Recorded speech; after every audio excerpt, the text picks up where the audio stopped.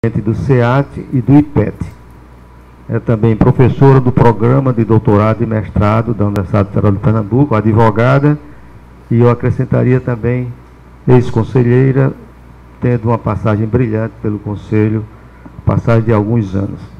E também continua lá com a gente, sempre fazendo as suas belas sustentações.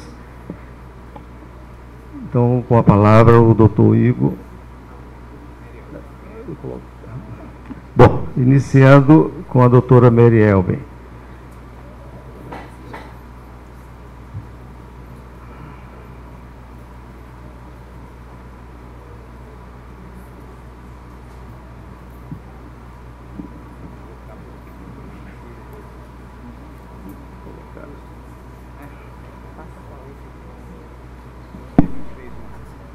Boa tarde a todos.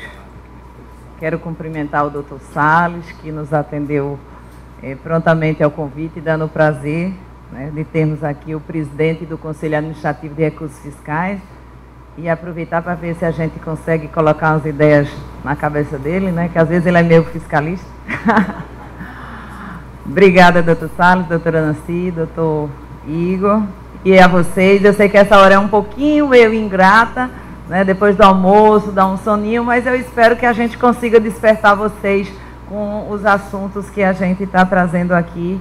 E no meu caso, especificamente, alguns estudos que eu venho desenvolvendo sobre a questão da repetição do pagamento do indébito de lei declarada inconstitucional. Essa matéria parecia super tranquila, não tinha problema, o Supremo declarou inconstitucional, daí começa o direito para a gente repetir, ou seja, pedir a restituição do valor pago indevidamente. Tudo tranquilo, e a gente calmamente, etc. Daí começava o prazo de 5 anos, até que veio a Lei Complementar 118, e nesse movimento que está acontecendo generalizado de mutação da jurisprudência favorável à Fazenda, né, de repente está se mudando também essa questão da contagem do prazo para você repetir o indébito. E pasme, da data do pagamento, ou seja, uma lei lá de 1990... é declarada hoje inconstitucional. Se você não correu lá em 90 para pedir a restituição, você perdeu o direito, só resta chorar.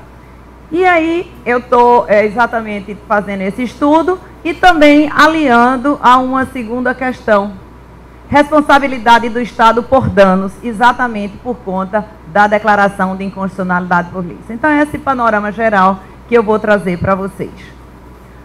Bom, a nossa premissa é exatamente o estudo da quê? A base da relação tributária no Estado Democrático de Direito, que é o que nós estamos. Em que se assenta? A gente tem que pensar por que nós começamos a ter tributação. O Estado precisava de recursos exatamente para fazer frente aos seus custos, aos seus gastos, às responsabilidades para que ele foi criado. Muito bem. Dever de pagar tributo, ninguém nega, mas dever de tributo pagado de acordo com aquele pacto inicial estabelecido no princípio da legalidade, que foi a base da tributação. Peraí, a gente paga tributo, mas com base na lei, com regras previamente estabelecidas e conhecidas. O que não estiver de acordo com as leis previamente conhecidas, a gente não paga, e se por acaso a gente pagou, você vai ter que devolver. Essa foi a base da relação de boa-fé que se estabeleceu entre Estado e contribuinte, a confiança legítima de que esse pacto seria cumprido e que as garantias fundamentais do contribuinte seriam respeitadas. Essa é a base da relação jurídica tributária que nos dá segurança jurídica. Isso tudo se fosse devidamente cumprido. Essa questão da boa-fé na relação tributária, administração, contribuinte, ela não precisaria. A própria sistemática da Constituição já daria esse suporte. Mas, no Brasil, parece que a Constituição não é suficiente e precisa vir a lei dizendo que a administração tem que atuar com padrões éticos e com boa-fé. E o contribuinte, do outro lado, tem que proceder com lealdade e boa-fé. Ou seja, além de toda a sistemática que embasa a tributação, nós temos uma lei que diz o seguinte: os dois têm que ter boa-fé. Respeitar dever de pagar tributo de acordo com a lei e dar força ao fisco para combater a sonegação, e do outro lado a administração cumprir o quê? Só cobrar tributos de acordo com a lei, na forma que a lei é estabelecida, de acordo com a Constituição. Então, o Estado democrático de direito, ele prevalece o quê? Presunção de constitucionalidade das leis. Toda lei editada presume-se que o quê? Que obedeceu a todos os critérios constitucionais, aos procedimentos constitucionais, e daí ela deverá ser obedecida por todos. Se não tivéssemos a presunção de constitucionalidade das leis, era o caos, ninguém obedeceria, né? Por exemplo, por que advogado pagar imposto? A gente ia logo não obedecer essa regra, né? Porque na realidade ninguém gosta de pagar imposto, mas a gente reconhece esse dever. Mas nós devemos obedecer à lei sob pena de quê? De que haveria o caos. Então, a lei deve ser obedecida porque ela presume-se o quê? Válida, vigente e eficaz de acordo com a Constituição, para que seja preservada a ordem jurídica. Então, a relação tributária, ela tem como base uma lei válida, vigente e eficaz de acordo com a Constituição, e a partir dessa lei ocorre fato gerador, nasce a obrigação de pagar tributo, e todo mundo tem que pagar o tributo. Se não pagar, o fisco tem o legítimo direito de cobrar, impor penalidades e tudo mais. Aqui você tem uma relação fazenda credora e do outro lado contribuinte e devedor. Essa é a relação tributária. Só que se o contribuinte pagou a mais, ou pagou indevidamente, ou pagou com uma base em uma lei válida, vigente e eficaz, que é declarada inconstitucional, eu tenho agora uma relação de indébito. Ou seja, inverte-se, e aí você tem, a partir do momento que é declarada a inconstitucionalidade da lei pelo Supremo, e só a partir desse momento, o quê? Não existe mais lei que embase essa cobrança. Até esse momento, a lei obriga que você pague o tributo. E aí surge uma outra relação inversa. O contribuinte, que era devedor, passa a ser credor, e a fazenda passa a ser devedora. Então você tem a inversão dos polos da relação, e aqui você não tem mais uma relação tributária. Por quê? Eu partilho, embora tenha parte da doutrina que entenda que não, eu partilho o seguinte: não existe indébito tributário. Por quê? Existe indébito, valor pago a maior. Por quê? Tributo pago extingue relação tributária e não tem que ser devolvido. Se ele vai ser devolvido, não é tributo. Então, a partir do momento que o Supremo Tribunal Federal declara essa lei é inconstitucional, a base que eu tinha, que me obrigava a pagar o tributo, deixa de existir. Então, eu tenho o quê? Um valor que foi pago sem causa, sem lei, e ele terá que ser devolvido. E aí vocês me perguntam, mas peraí, nós temos leis inconstitucionais? Claro que temos. Fui autor e não fui preso de vários tributos, o seu não, tributos inconstitucionais, pois em época de emergência a gente cria mesmo. Maílson da Nóbrega, ex-ministro da Fazenda. Aqui nós temos o ministro, pasmem, Sepúlveda pertence no julgamento da DI 2728, que dizia que na época do Dias Funaro, quando ele era procurador-geral, recebia membros de sua assessoria e ele analisava os decretos-lei e dizia: isso não passa pelo primeiro juiz de plantão na esquina.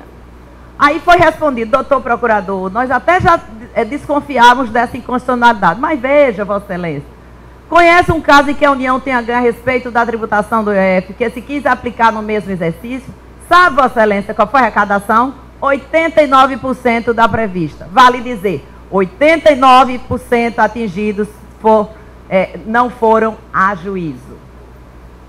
E aí diz, isso aí eu estou transcrevendo ipsilitro que o ministro disse durante um julgamento e foi repetido em mais de 2, na DI e naquela outra lá. Mas, de qualquer sorte, o que eu temo para o futuro deste tribunal é o barateamento da modulação ou manipulação da eficácia temporal das declarações de inconstitucionalidade. Temos leis inconstitucionais. Leis que são feitas de propósito para manipular a arrecadação. Veja, a arrecadação é justa, etc., mas precisa transparência e moralidade nessa arrecadação. Então, a lei é manipulada e os bons contribuintes não ingressam em juízo, cumprindo a lei válida, vigente e eficaz, sob a presunção de constitucionalidade. E como se não bastasse, já mostrei esse slide em várias palestras, vou repetir rapidamente, Saulo Ramos dizendo a mesma coisa, que quando ele era consultor-geral da República, que o pessoal ia consultar, ele dizia: ó, isso aí é inconstitucional. E o pessoal dizia, ó, apenas ingressa em juízo cerca de 30% dos prejudicados. A maioria não reclama. Pode haver alteração da estatística de acordo com a divulgação da imprensa, ou se as quantias envolvidas não forem expressivas, e os que entram com ações contra a União levam cerca de 10 anos. Vale a pena manipular e fazer leis inconstitucionais para arrecadar. Então, temos leis inconstitucionais. Leis feitas de propósito na quebra daquela confiança inicial, da boa-fé do contribuinte, daquele pacto em que se baseou o quê? O direito do Estado de cobrar tributos para cumprir os seus objetivos. E ele ainda diz, meninos, eu vi e várias vezes. Isso todos eles transcritos com página tudo. Ainda tem mais, você vai lá para o consultor jurídico, aí tem farra de leis inconstitucionais, Anuário da Justiça, vou passar rapidamente, onde Delfim Neto dizia, 4 em cada 5 leis questionadas em 2007 ficaram retidas no crivo do Supremo, ou seja, no todo ou em parte, suas normas contrariam a Constituição. Em relação ao levantamento de 2006, o índice de inconstitucionalidade subiu de 75 para 80. O índice se refere a leis e atos produzidos pelo Congresso, baixou de 61 para 50. A inconstitucionalidade dos atos do Palácio do Planalto aumentou, passou de 50 para 55%. Bom, se a gente tivesse o dom de adivinhar que toda lei que saísse fosse constitucional, né, a gente não ia entrar com ação, a gente jogaria na Mega Sena, ganhava aquele prêmio. Hoje eu vi aquele da Europa, 130 milhões de euros. Né? Mas como a gente não tem isso, saiu a lei, a gente diz, é constitucional. A não ser aquele advogado renitente que toda lei ele diz, é inconstitucional, vou entrar com ação. E pasme, ou agora a gente faz isso, ou agora, quando for declarado inconstitucional, a gente não vai ter direito. Você balançou a cabeça querendo isso. Mas isso não pode acontecer. Isso é a quebra do pacto da presunção de constitucionalidade das leis. Isso é o aumento da litigiosidade. Tudo bem. Aplicação da lei ainda não declarada inconstitucional. Temos o quê? Uma lei válida, vigente e eficaz, que obriga e deve ser cumprida. Enquanto não declarada, ela tem que ser cumprida. E o sistema não autoriza, quer dizer, você tem até os meios, mas já imaginou se toda lei que sair você, pode ser constitucional ou não, vou entrar na justiça? Iríamos abarrotar os tribunais, iríamos quebrar o quê? A presunção de constitucionalidade das leis. E é obrigatório, e há punição. Você vai para a lei 9.430, diz, o tributo não pago no prazo, tem multa. Nos casos de lançamento de ofício, multa de 75% sobre a totalidade ou diferença do imposto, o contribuição não paga ou não recolhido. Ou seja, você tem que pagar, embora você desconfie que a lei é inconstitucional. Aliás, você não desconfia que ela é inconstitucional, você presume que ela é constitucional. E aí você tem mais, será considerada não declarada a compensação, ou seja, você não pode achar que vai ter direito, pedir para esperar que seja declarado constitucional, não. Por quê? Porque se você partir para já fazer compensação, o que é que acontece? Decorrente de decisão do judicial não transitada em julgado, tiver com fundamento alegação de inconstitucionalidade, exceto se a lei já tenha sido declarada inconstitucional, tenha sido sua execução suspensa pelo Senado, tenha sido julgada inconstitucional em sentença judicial transitada. Por esses casos, você é obrigado a pagar e seja objeto de súmula vinculante. E aí, aqui vem um alerta na lei recentíssima, 12.249, que diz o seguinte, será aplicada multa isolada de 50% sobre o valor do crédito objeto de pedido de ressarcimento indeferido ou indevido. Então, hoje você não pode mais pedir restituição, nem que tenha direito. Por quê? Porque se ela for considerada indevida ou tiver indeferido, você vai ser multado em 50%. Então, você vai ter que ter segurança total e absoluta para o seu pedido de restituição. Imagine se tratar do pedido de restituição que você desconfie que é inconstitucional. Esse nem pensar. Né? Então, veja.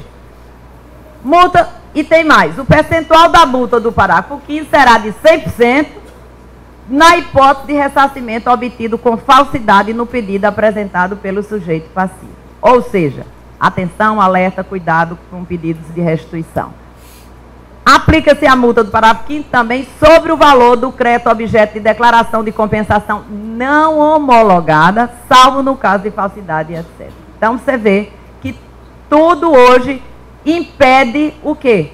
Impede que haja a devolução dos tributos. Isso